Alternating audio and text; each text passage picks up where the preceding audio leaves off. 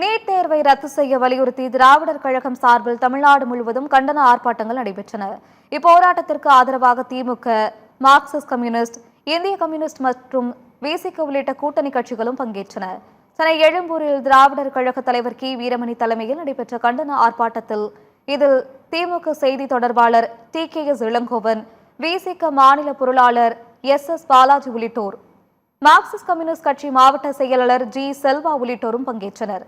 ஆர்ப்பாட்டத்தின் போது நீட் தேர்வை ரத்து செய்ய வலியுறுத்தி கோஷங்களை எழுப்பினர்.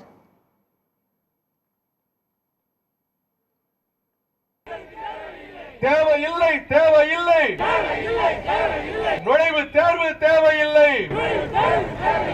நீட்டுக்கு எதிரான மக்கள் தீர்ப்பை மிதிப்பதா, சட்டமன்றம் நிறைவேற்றிய சட்டத்தை ஏற்க மறுப்பதா? ஆர்ப்பாட்டத்திற்கிடையே செய்தியாளர்களிடம் பேசிய திமுக செய்தி தொடர்பாளர் TKS இளங்கோவன், நீட் தேர்வு என்பது திட்டமிட்ட சதி என்றும் கூறினார்.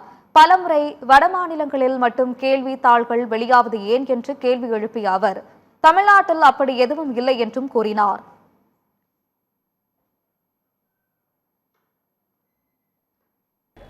படிக்கிற மாணவர்களை ஊக்குவிக்கும் விதமாக பள்ளிக்கூடத்திலே +2 படிப்பிலே அதிக மதிப்பெண் பெற்ற மாணவர்களுக்கு மருத்துவக் கல்லூரியிலே தேர்வு என்று சொன்னால் அந்த பிரச்சனை வராது.